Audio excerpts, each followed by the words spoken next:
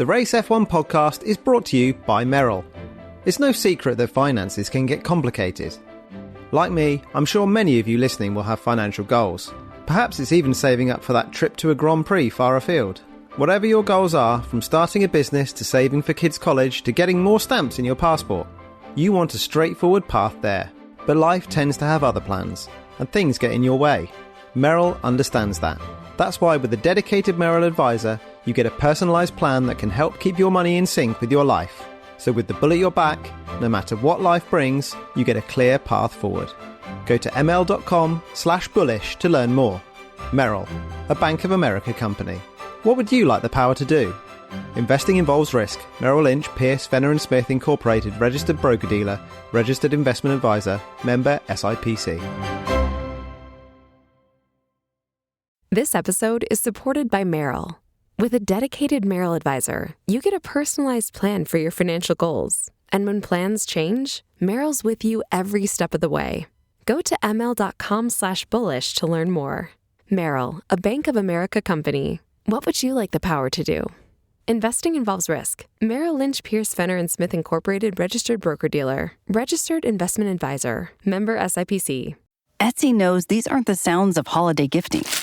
Oh. Well, not the ones you're hoping for. Ah, okay. Thank you? You want squeals of delight. Yes! And spontaneously written songs of joy. I am so happy. Oh yeah, oh yeah, oh yeah. To get those, make everyone on your list feel heard with gifts like personalized jewelry, custom artwork, vintage pieces, and home decor. For original gifts that say, I get you, Etsy has it.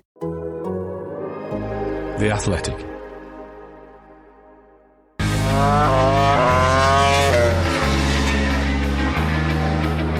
This is the Race MotoGP podcast. The season finale is about to happen. Simon Patterson, Val Khorounzhiy and Megan White are with me, Matt Beer, to predict what's going to happen at Barcelona. I'm going to say Valencia so many times in this episode. At Barcelona this weekend, where it's Jorge Martin versus Pecco Bagnaia, but with advantage firmly on the Martin side. A 24-point championship lead with Val. Is it 37 left? You can do maths. 37 points. Yes, 37. 37 points on the table. Not quite all to play for, but still, with these two characters involved, I don't think you take anything for granted until the very last laps of the Grand Prix on Sunday. We're going to spend most of this episode, the first half of this episode, predicting things, the second half of this episode reflecting on eras that are ending, as no fewer than 13 rider and team partnerships, or in one case, team and manufacturer partnerships, end at the end of the 2024 season. And I'm not even completely certain I haven't missed some when doing that count as well. So we'll be looking at a very quick reflection on the achievements of some of those partnerships. They're about to break up after Barcelona and then reconfigure themselves for Barcelona again 2 days later when 2025 starts very quickly. So we're going to go straight into predicting what will happen in the title fight. Now, I'm going to get really self-indulgent at the start here because last year I basically predicted this correctly-ish. So I'm going to go opposite to you guys. I'm going to say Bagnaia still, but by 30 points. And my maths for this is sprint race at Valencia. Martin wins it. Bagnaia sort of ambles around 5th. I'm basically thinking Qatar sprint again. Martin does something awesome, and Bagnaia is kind of ooh. And then on Sunday, I think because he'll really have to win still with Bagnaia a long way behind. Martin will go off the road early on while trying to fight with someone, fly back to the field, and then go off the road again. Maybe in a collision, maybe in just a solo crash. Bagnaia will finish 3rd behind Brad Binder and Marc Marquez in the rain.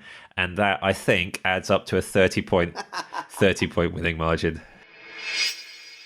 Thank you to Jasper Pendlebury in the Members Club a few months ago for pointing out that I'd actually got that right. Jasper, fair play to him, has re-listened to every podcast in the Race MotoGP podcast history at 1.8 speed while repainting his house.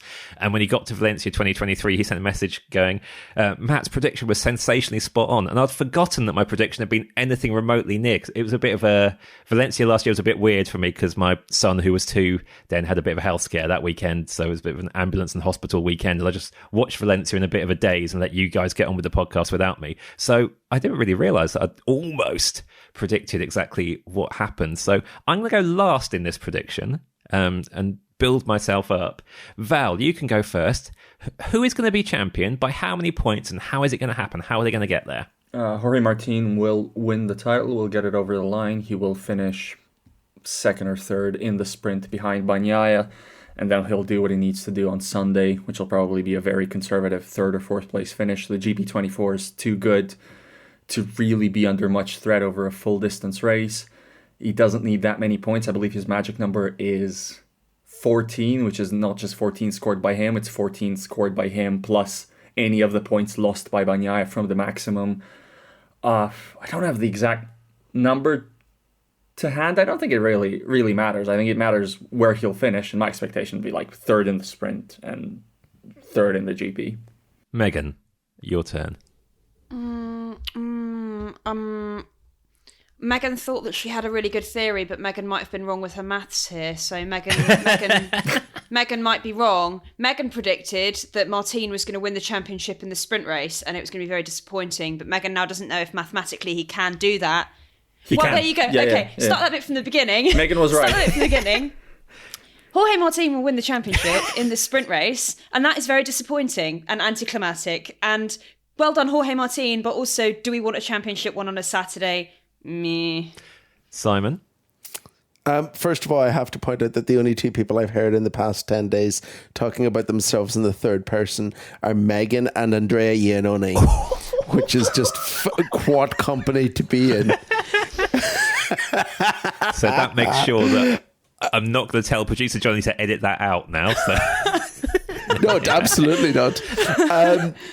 I'm going to be contrarian just for the sake of it and say that Jorge Martin's head's going to fall off. He's going to crash in the sprint.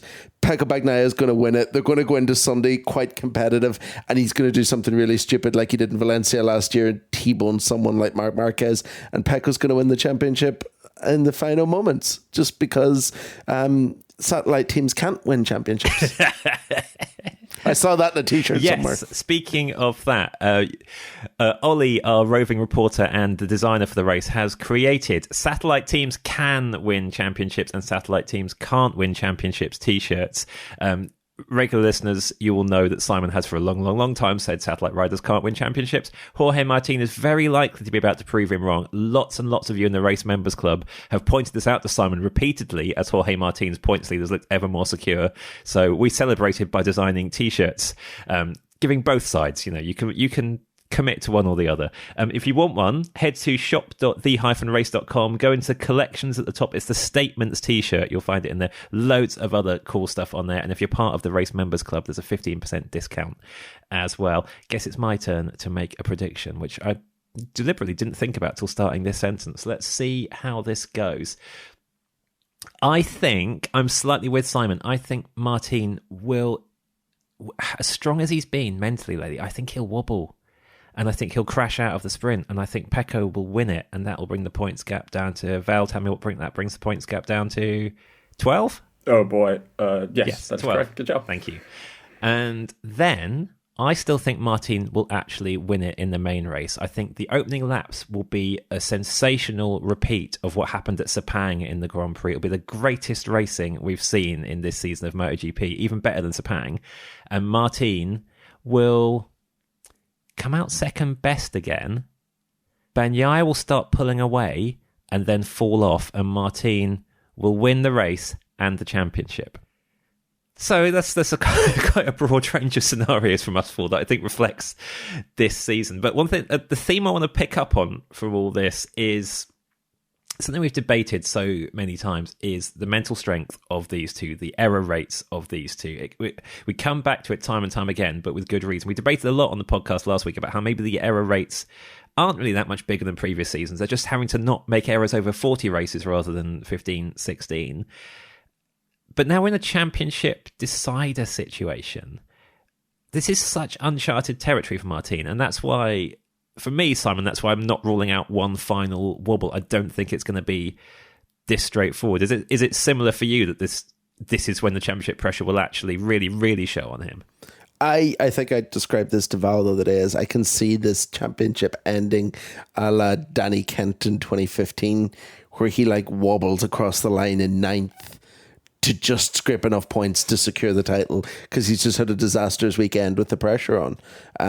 That's my gut feeling. The only reason why I'm not maybe 100% confident in that is that Jorge Martin's only 2 settings seems to be ultra aggressive, fighting for the win, or in the gravel. And then he's done the former much more than the latter this season. But I don't know if it's like, I can't really see a scenario where he wobbles home to a disappointing result as being more likely than just crashing. So I think that I will be amazed if both him and Bagnaia get through four finishes, 2 races each, without a single DNF for one of them in Barcelona. And I think Martin is the more likely, because I think Bagnaia is a little bit more pressure off at this point. Yeah, but that was the case for Martin last season, and he collided with Marc Marquez. Having nothing to lose will also ramp up the risks. And for Bagnaia, I think he won't have to push too hard, because I just think he should really win both races here and win the championship. And I don't think Martin's prerogative and priority will be to try to beat him in the sprint. At least that would be a tactical mistake for me, because I think a much better situation is to go into Sunday having already banked 7 or 9 or 6 points in the sprint, and knowing that, you're halfway there basically, to the point where you can almost not quite afford to crash in a small low side on Sunday and still remount and still finish where you need to be, but you're kind of close. To the point where, if you look at the race in Barcelona earlier this season, I mean, they together had 10 seconds on anybody else. There will be no other rider in the same pace time code as them on Sunday. I am fairly confident of that. So Martin can ride at 90%, and it's going to be mentally very difficult, but it's still better than having to ride at 100%. I think he can ride at 90% and still finish there or thereabout. You add into the mix the fact that, imagine if it comes down to like Aleix Espargaro overtaking or not overtaking him on the final lap. Aleix will sit behind, will do nothing. He will never, ever, ever go for that overtake. Yeah. And Aprilia has got a lot worse, so it might well not even come to that. But if it does, he's got sort of an ally there. Whether that's fair or not is a discussion for for a different time.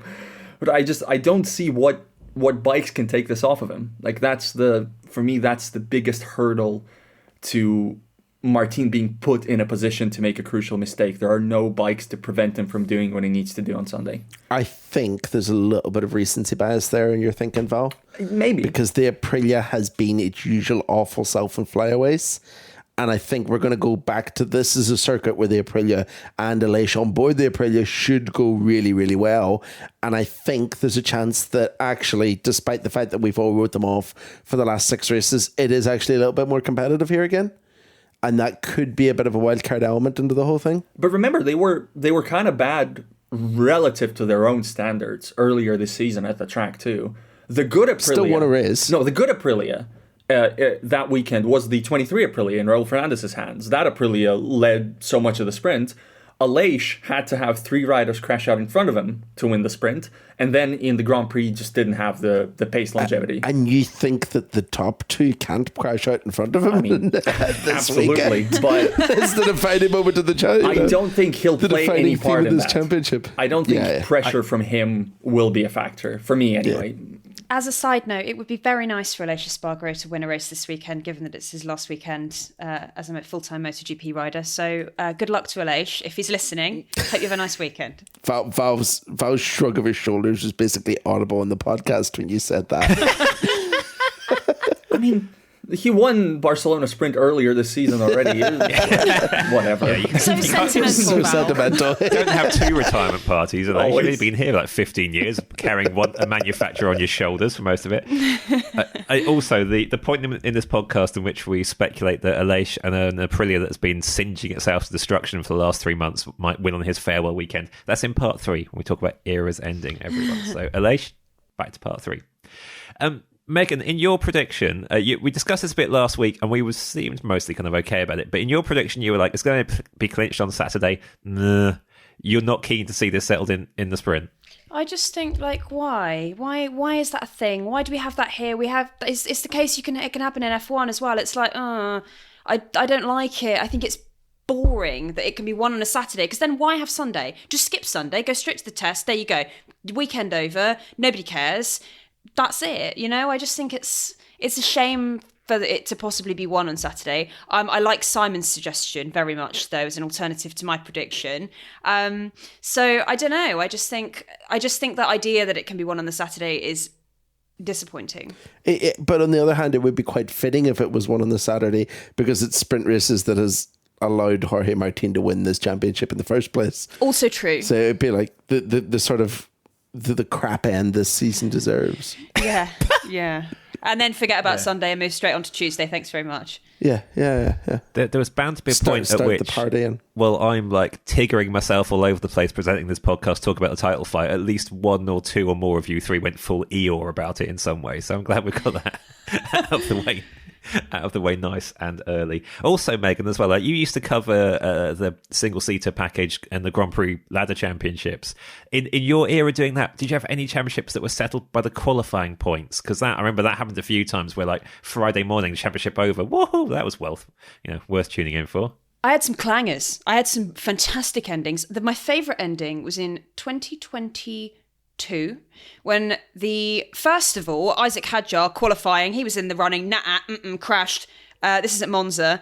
So he crashed out. That was him out the fight. It was a really, really close fight between Victor Martins, Ollie Behrman, and it might have been like Zane Maloney had that weird end to the season where he was doing really well. There was three of them anyway. Yeah. And it got to the race, and it was like, okay, we're ready to go. I'm sure this was the Saturday. It might have been the Sunday, but Val probably remembers. It was the final race. It was the final race. And it was okay. Yeah. And then, so what happens? Everyone's like, Monza chaos, F3, whatever. The race got red flagged, and because the schedule for F1 is so packed so tightly, they just didn't restart the race. And so the championship was won by Victor Martins, because if they'd restarted the race, conspiracy theorist tin hat here, Ollie Behrman had the pace that he may well have gone on and won that championship, but he didn't get the chance. So that was a fun one for everyone. That it was just like, you can't end a championship like that, but they did.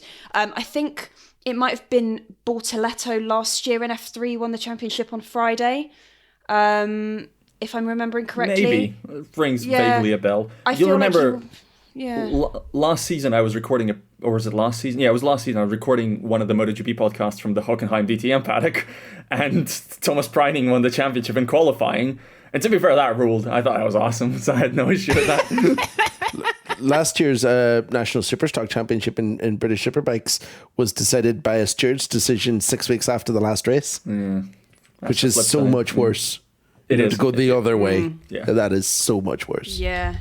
Tire pressure championship today, this weekend, guys? Yeah. I was going to say, do not dare even. Oh my God! No. Imagine if it was. Yeah. Is there any track limits nonsense at Barcelona? But track limits happens within a minute of the checkered flag. Yeah. It's still tire pressure takes an hour. Shit way for tire it to be pressure decided. I'm happens not having it. after the CGI dancing devils. Oh imagine God. if we did imagine doing a championship celebration and then getting disqualified or docked 16 seconds. I mean, that would be briefly returning to Gabriel Bortoletto, who looks like he's set to get an F1 seat next season. He did in fact win the title, the F3 title last year, after qualifying. He qualified 5th. Qualifying was abandoned with 10 minutes remaining after someone crashed. So that's, again, ways to win a championship. Just won on Friday. Didn't Paul Espargaro win a Moto2 championship whenever Scott Redding got declared unfit? Yeah, I think between two races. Yeah, that sounds right. Yeah. So he won it on like a Tuesday. Yeah, a Tuesday evening phone call win the championship. Yeah. None of these things are going to happen in the MotoGP 2024 decider. This episode is brought to you by Merrill. We all have goals, and we all want to get to those goals, whether that's saving for a home renovation, that once-in-a-lifetime trip to your favourite Grand Prix, or even retirement.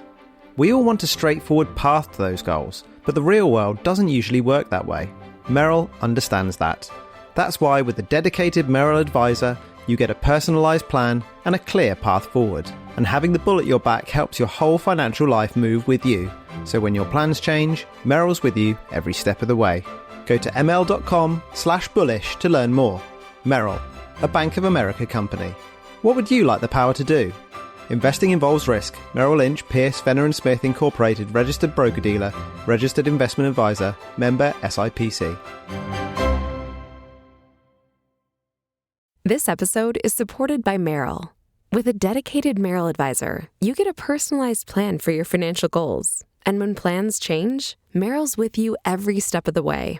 Go to ml.com/bullish to learn more. Merrill, a Bank of America company. What would you like the power to do? Investing involves risk. Merrill Lynch, Pierce, Fenner & Smith Incorporated, registered broker-dealer, registered investment advisor, member SIPC.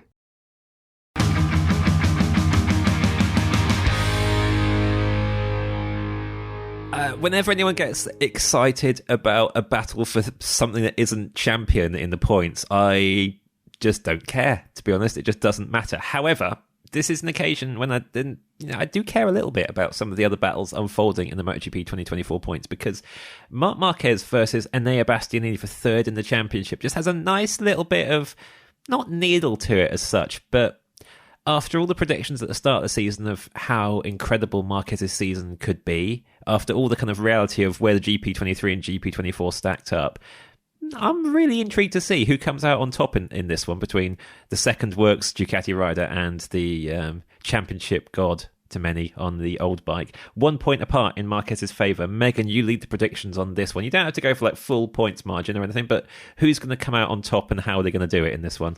Marc Marquez. If the question is ever, is Marc Marquez going to do something better than somebody else? Yes.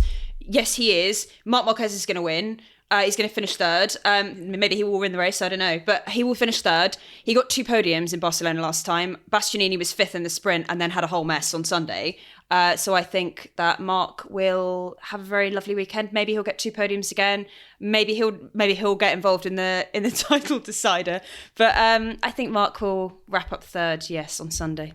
Any dispute from you two, Val and Simon? Anyone disagree and think Bastianini's going to come out ahead? Yeah, I do. I think Bastianini's going to come out ahead because I think the GP24 is going to be so strong on its second visit to a track with so much data that Bastianini's just going to kind of do his Bastianini thing and run a very lonely, quiet race based mainly on a reasonably weak qualifying and decent tyre life and take a third place in the championship that he probably doesn't deserve. But I still think he's going to win it. I think Simon's actually may have swung my answer, or at least I need to think about it now, because man, Bastianini's track record in Barcelona is stinky. It is not good. He's basically incapable in the Premier class in Barcelona for one reason or another. Market also isn't great by his own standards, but Bastianini's is just, I mean, if all the tracks were Barcelona, he'd be gone out of MotoGP. Well, so I do think, in any situation where it's like, who's going to come out on top between this older spec satellite bike and this factory run top spec bike, if that's a conversation, you assume the person on the older, worse machinery deserves it most to even be in that position in the first place. So yeah, I like the idea meritocracy wise of Marc getting this one over the line. Will Marc Marquez actually care about whether he's third in the championship or not? I mean, Bastianini's bank manager will care a whole lot. So bank account manager, like a whole lot. It's probably Ducati bonuses are a big deal, aren't they? Let's be honest, if it's someone here who cares a whole lot, it's not his bank account manager, it's his personal manager, Carlo Pernat, who will let us know how much he cares about it as well, bless him. Yeah, I think for Marc, he was already asked at one point this season whether he'd rather win some more races or finish third, and he made it clear win some more races, 100%. Yeah. I think for him, I don't know if there's probably no like bonus structure in his contract meaningfully, or certainly not. There's not going to be money there that's meaningful to him for a third place finish or not. So I don't think he'll mind particularly. In fact, it is quite possible that he'll be on course to finish third and then just chuck it into the gravel because going for Sunday glory is more important than that. At the same time, he is, again, not great in Barcelona. I'm not convinced he'll be in position to fight for a victory or to get amongst Bagnaia and Martin. Yeah, the thing that has mattered to Marc Marquez coming into this season wasn't... I genuinely don't think it was winning the championship. He'd have obviously loved it incredibly if he had, but in his interview with you at the start of the season, Simon, I felt it was very genuine from Marc when he was talking to us on the podcast. when he said that actually he just needed to prove to himself he could even do this again and what he could do on a competitive bike, which he has done emphatically in the end. We're recording a episode of MotoGP Extra answering your questions in the Race Members Club later today, which we hope will go up for Barcelona as well. There's a whole Marc Marquez section in that because there's quite a lot of debate among the members about whether the error rate is too much, whether he's going to... There's two camps of people going, he's going to dominate next season, look how good he's being, and people going, is he? He's crashing a lot. So we're going to address some of that, look at some... There's a whole Marquez chunk at the start of that one. If you want to join us in the Members Club and throw your questions in and be part of all of this, go to the-race.com/members-club or find us on Patreon. There's the riders tier if you just want the bike stuff, or there's champions and I think racers. Almost forgot for a second there. If you want everything else, we do F1 extra wise as well. There's loads and loads and loads of bonus content. There'll be a lot of bonus MotoGP content over the winter. As we keep saying, Simon has interviewed most of the grid for exclusive one-on-ones. You'll get a bit of that in these main feed episodes, but if you want to get all of them uncut in full, they're exclusive to the Race Members Club. And already up there is Brad Binder answering questions from the Members Club, which he thoroughly enjoyed doing. It's a lovely interview. My favourite bit is actually at the start where Simon's like, yeah, Brad, our members are really engaged. We're really lucky with the questions they ask. And Brad just goes, sick. And we've kept that in the episode because it's just like, yeah, absolutely. Whatever sick means in that context, I agree. Also in the Members Club coming up is something that I'm not sure anyone other than me and our boss Glenn know about yet.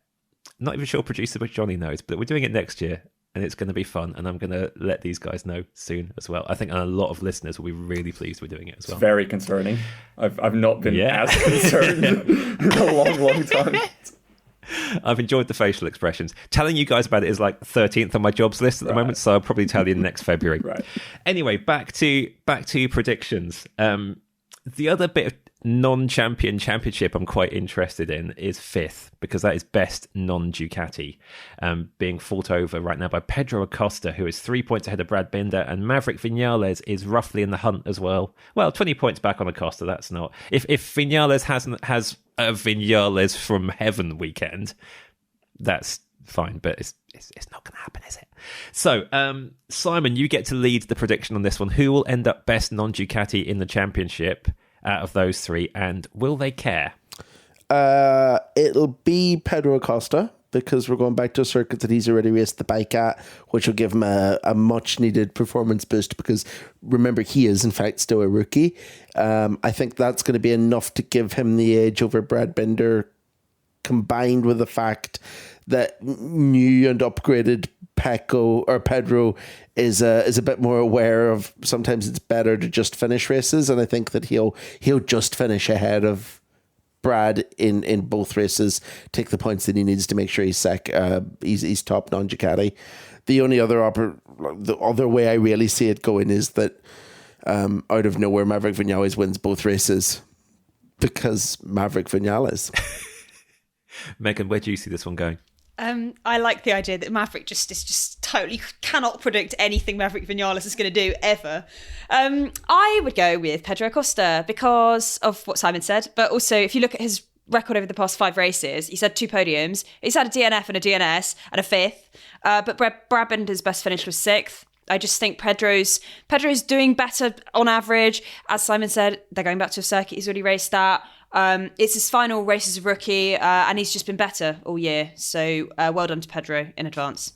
My answer depends on a question I'm about to ask Simon. Simon, how's the relationship between Acosta and Martin in your observation? Pedro Acosta is like nation states. He doesn't have friends. He has interests.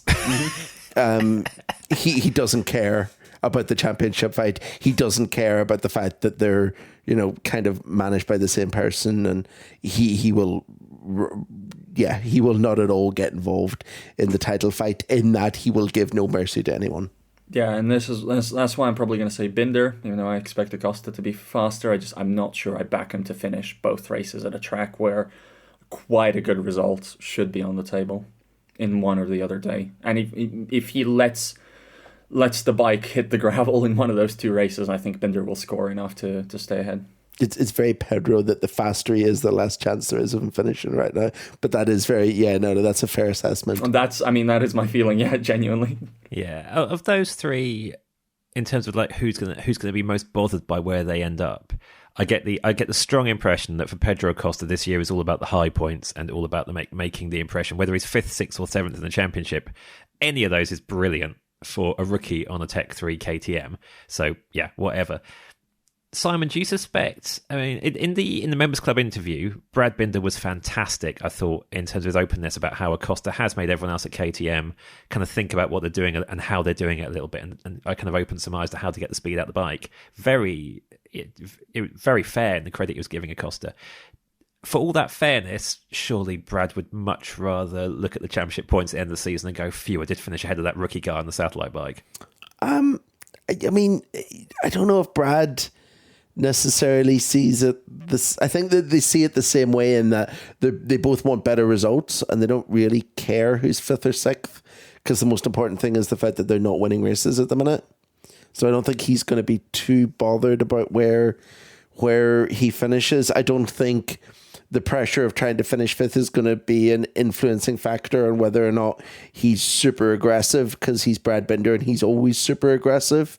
I don't really think that it's going to play too much of a factor in it.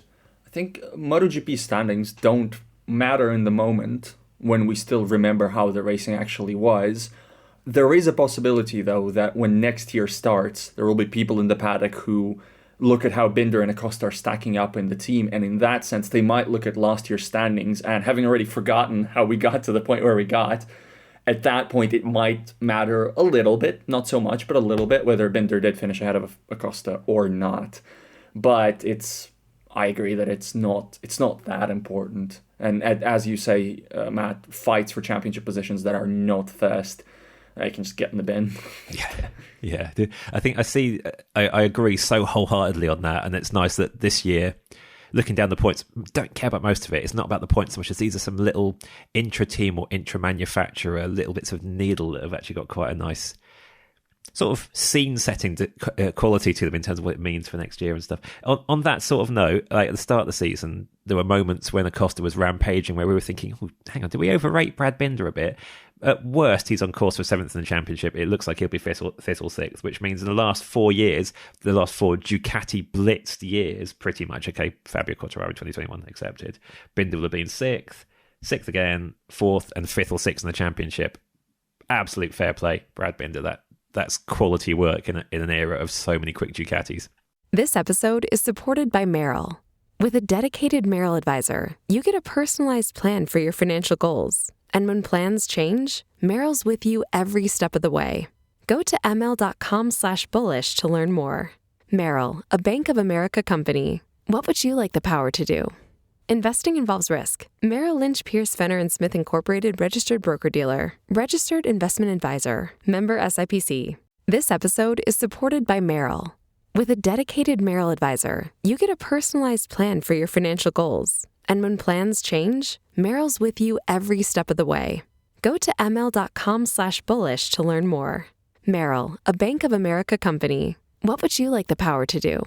Investing involves risk. Merrill Lynch, Pierce, Fenner & Smith Incorporated registered broker-dealer. Registered investment advisor. Member SIPC.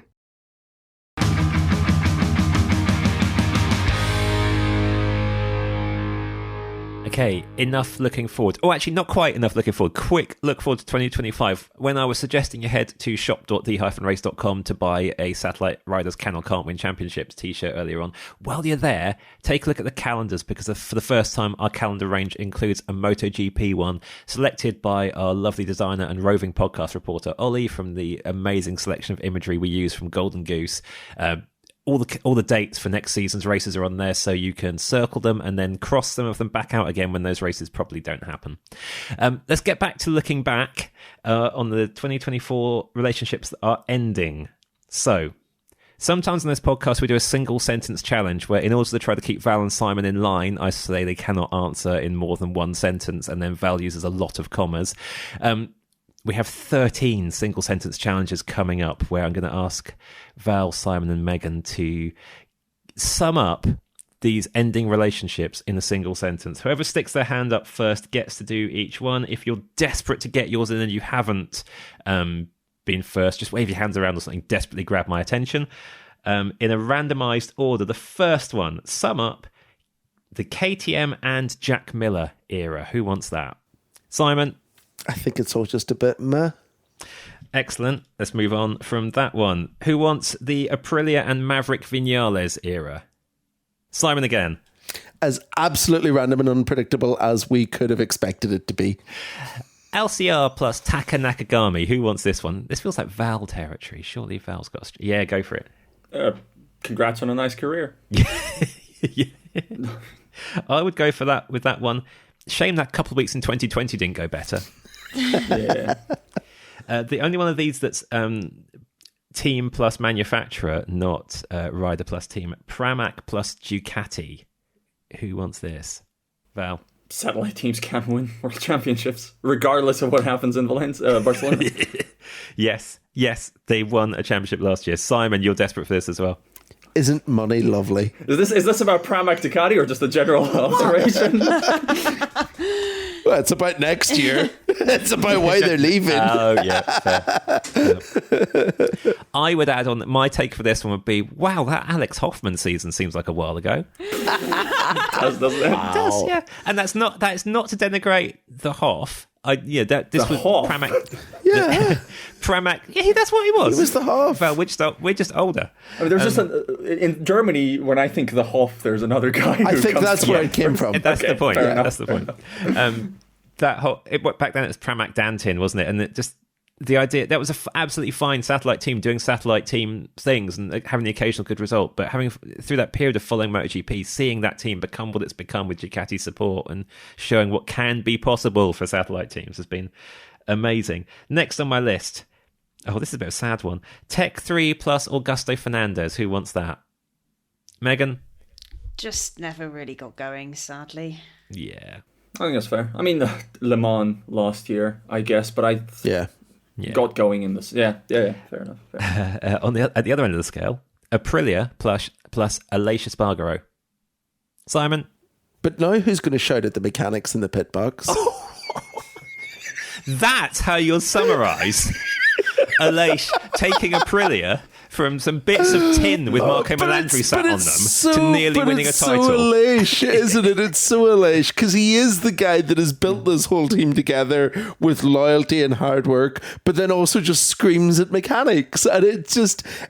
I think that's him in a nutshell, really. Passion, isn't it, Val? Yeah, exactly. I'm gonna be betraying the fact that I'm older than I'd like to let on by the way I say it, but cult hero, streets won't forget. I didn't know what that means. Streets won't forget. All right, you're older than I am. That's fine. That's good. Okay, I feel like I'm going to come in on this one as well. But let's see who puts their hand up first. Pramac plus Franco Morbidelli. Val? Can't use the test crash as an excuse all season. Nah, it's fair. It's absolutely fair. Go on, Megan. Oh. I feel bad for him. I think this is harsher than the one I did. I actually think it is, yeah. I do think that accident was the problem. Maybe I'm being too nice, but... Yeah, I think we'll find out next year. Yeah. Genuinely, you might not be wrong, but we'll find out next year. I said to my colleagues here earlier, I was re-listening to some old podcasts to gather some material for something, and I just every podcast I went into, I clicked in a random place and just heard me being really mean about Franco Morbidelli. I was like, oh, man. He's such a nice guy. You've been horrible, but it's just... Should stop writing into people then, shouldn't he? This is the thing. And like one of my, it wasn't even this season, but the thing with Aleix and the helmet slap last year was just a reminder of the fact that the bad bits is not so much the pace. I understand losing pre-season when you're trying to get used to a new bike, when you've been on a Yamaha for ages. Of course, I get that. It has been a long season to make up for that. Still, it's just some of the racecraft stuff. Just don't do it like that. Trackhouse plus Miguel Oliveira. Who wants to sum that up? No one? Megan? You sort of... Yeah, that was your summing up, that noise. I was going to go with ouch, because it's just been... Actually, no, I'm not the biggest Miguel Oliveira advocate, but even I would say that is one that's never had a chance to get going, because it's just been injury, never his fault. Has it all been being hit by the people on the bike throwing him into the sky? No, there was one that he did at the end of last season, I believe. Yeah, he took Aleix with him in Qatar. Yeah. Unlike the Morbidelli one, there's been, he never really got a sustained run of races apart from, Like, the one sustained run that we had was him not quite figuring out the 24 bike, and then just as sort of it started to maybe work, just as the bike got worse, but he got better, it's over again. So now we're going towards the big guns. Pramac plus Jorge Martin. I think that's a very obvious way of summing this one up, but Simon, then Val. Satellite teams can win championships? Val. Game changer. Yeah. And I mean, it's incredible because it's like Jack Miller couldn't get him anywhere near this close. Pecco Bagnaia could not get him anywhere near this close. None of the very good riders they've had for years and years with the support with Ducati, and suddenly this kid comes in and they're on the brink of infinity, immortality. That's incredible. For the record, I think that actually was one sentence. By Val. Yeah, it was just a very long sentence, but it was one sentence. To be fair, I think that's accurate for... I mean, I think this whole podcast for me is a one sentence. It is every other podcast. Okay, a few more to go. Tech 3 plus Pedro Acosta. I mean, in a way, Acosta's just moving up in KTM, so it's not really an era ending as such, but it's the end of him and Hervé Poncherel hanging out. Who wants that one? I mean, kind of exactly what we expected it to be. Yeah. Well, I think even better, but go on. Val? Game changer. Yeah, fair. VR46 plus Marco Bezzecchi is ending. Who wants that one? Megan? After a very, very good 2023, it was quite sad to see this year go the way that it did, through little fault of his own initially, and hopefully he can find his mojo again next year, because he's very good. That was lots of commas. I heard every comma there. It was very balanced. I was just going to abbreviate that into damn you, Michelin, damn you. I mean, for me, this is one of the biggest. Wait till next year's and judge it then. Just to which is going to be the anomaly? 2023 amazing Bez or 2024? Where are you, Bez? Ducati plus Enea Bastianini. Who wants that? Val? Too uneven, even aside from the injury. Yeah, fair. Yeah. Just to me, I'd go with not what it should have been. I just had much higher hopes for this. I had put fruitful at times, but largely underwhelming. Yeah, and that is not what you expected when he beat Jorge Martin to that ride and when he was stomping around on that year-old Grassini bike. And speaking of those, Grassini and Marc Marquez, that era is ending. Who wants to summarise that season? Simon? I really wish Ducati had given him a GP24 at Grassini. Yes. Good summary. So, I've also asked these three to select which of these ending combinations they are saddest to see parting, and which where they're just like, thank God that's over because that has run its course or never went anywhere. So we're going to start with let's get the negative out of the way, and then go for like happy, romantic farewells. Okay, so do the one you are glad to see ending because it was rubbish first. Val, you get to start. Oh, okay. I got confused by your intro slightly, and I prepared the other answer. All right, 1 second. Oh boy, can somebody else go? I need to. Yeah, okay. Simon. I think to expand on the point that Val has already made, Franco Morbidelli was a waste of a GP24 this year, and I think someone else on that bike who was a bit more willing to get involved might actually have even influenced the championship race a little bit differently. Like, say it had been Marc Marquez this year, would have been a very, very different season, even if I don't think he'd have won the championship. And like we've already said at length, I think Frankie hasn't deserved the bike, both with his performances and his antics. And I kind of wish that they just sent him to VR46 on a year-old bike in the first place and stuck, say, Didia into Pramac. It could have been so much better than it was. Val, are you now ready? Yes, I'll say KTM Miller. I think, honestly, he's just a much more interesting rider when he's not in this kind of situation. Miller is not compelling to me when he finds himself very quickly in a sort of development, clear second rider role and is entirely focused on just saving his job. I think a different surrounding and a different type of camp, and without the pressure of a Pedro Costa preparing to take a seat. I mean, he still might lose his Pramac Yamaha ride after a year, I guess, but at least here it felt very foregone conclusion very early, which I didn't enjoy so much. I actually think that, just to expand on that a bit, that Miller as MotoGP's kind of clown and character is just wasted in factory colours. He's better in a satellite team whenever he's able to be a bit more Jack. That's a good point. Megan, which of these are you glad it's ending because it's... Though I wholeheartedly agree with what Simon said, and though I do agree with some of the other points made, I am going to stick to type and go with KTM and Miller, because not maybe so as harshly as you put it in the intro, but I do just think he had kind of a bit of promise, he under-delivered, and maybe this just should have happened last year. Like, maybe they should have just put Pedro on that bike to start with. I don't think it's a ha-ha, good, you're off, but, I do think that what the others have said I agree with, and that, it's probably a good time to move on. Can I just quickly offer another one? Just very, very quick one. Yeah. We could have done without this Tech 3 Augusto Fernandez season. Yeah. We could have just said after the preseason, you know what, let's not do this. And I think the result would have been good. Let's put anyone else on the bike and let's find you something better for you to do. Although even by KTM Yamaha standards, could have really used him as a test rider this season. Yeah, that's true. Genuinely anything. Like Super Stock 600 would have been a better use of his talents or whatever than... It has not been a fulfilling season narratively. It has not been an interesting season. It hasn't worked from day one, and it didn't work until the final day. It didn't start to work from a crew chief change. I mean, just something with the carbon chassis RC16, it was never going to fix itself. He was too far back from the start, and we all knew it. Yeah, I was just going to say that, like, even by KTM standards, when you've got such a long season, getting to the end of preseason testing and then going, nah, is harsh. You have to hope it will turn around. I am a little bit surprised more teams in MotoGP don't, especially Red Bull related teams, don't go for some mid-season changes, because I think the season's long enough now that if the narrative's set in and you're not going to get any better, then... It feels like over the past few years there's been that kind of bit of a curse at Tech 3. Raul and Remy, obviously, 2022, like, that didn't really work out. Last year, Augusto and Pole, obviously, Pole, that wasn't Pole's fault, but it's just been a bit of a tricky seat. Yeah. Danilo and Iker Lecuona. Yeah, crikey.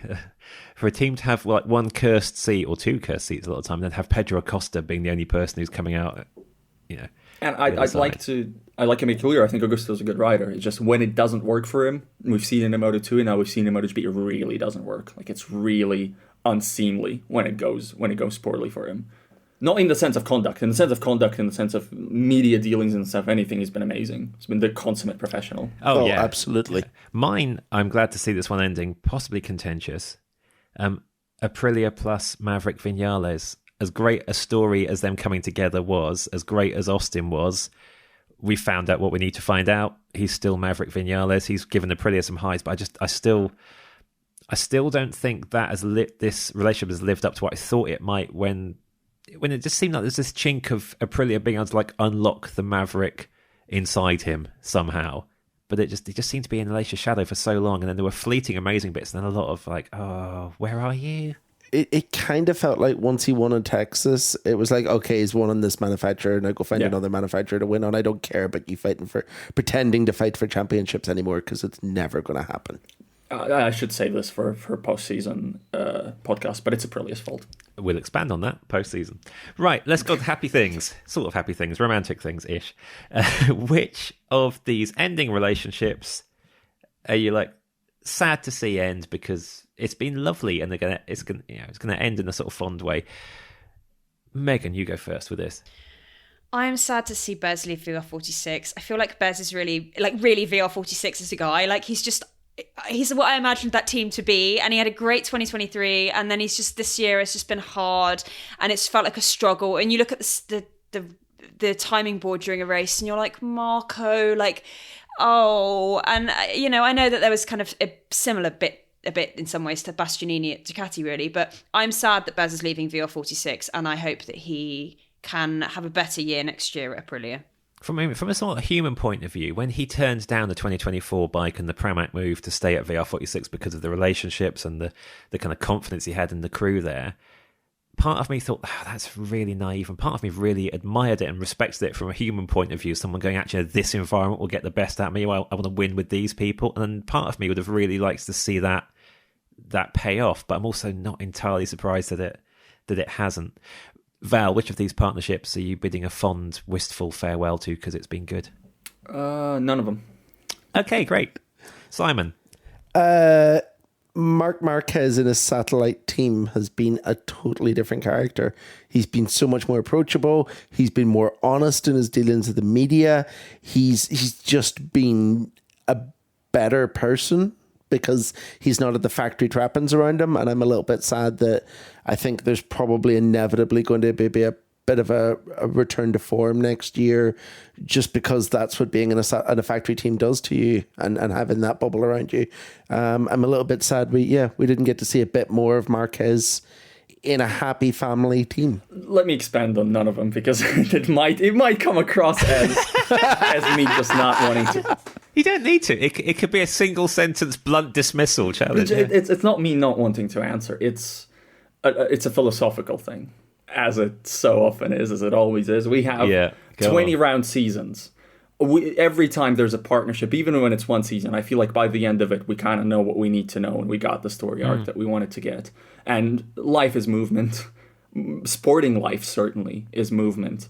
Any move, any change of team, any change of manufacturer, I always welcome it. The more chaos in terms of the market, the merrier. I am happy to see everybody change bikes as much as they can, because that gives us new information, that gives us new emotions, that boosts our knowledge. I think the only time in MotoGP in recent times I can remember that I felt sad about somebody going to another team, maybe Digia had more of an arc with Gresini last year. That's the one, genuinely. Fabio Di Giannantonio, Gresini, and even then it's worked out interestingly enough. So yeah, unless it's like Mason Mount or Kai Havertz leaving Chelsea, I'm not gonna be too sad about it. I don't know who those people are. Good. Yeah. Dudes. I'm going to go. I was with Simon on Gresini and Marc Marquez. I just feel like that story needed one more year with a top spec bike, and that would have been the ingredient that I just. I agree, Val. I care.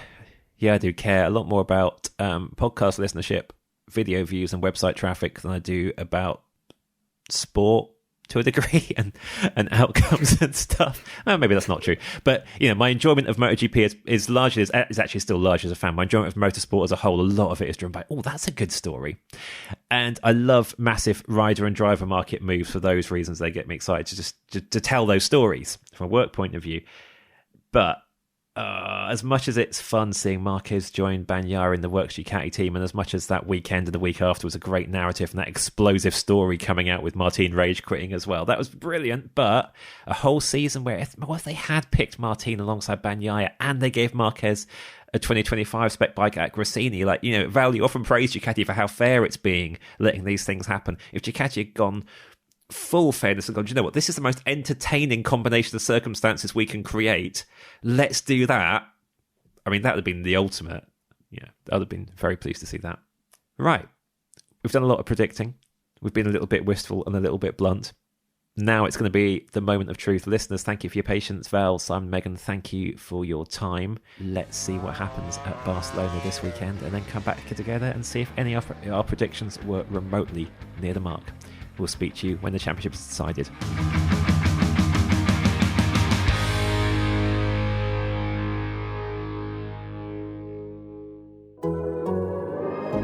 The Athletic.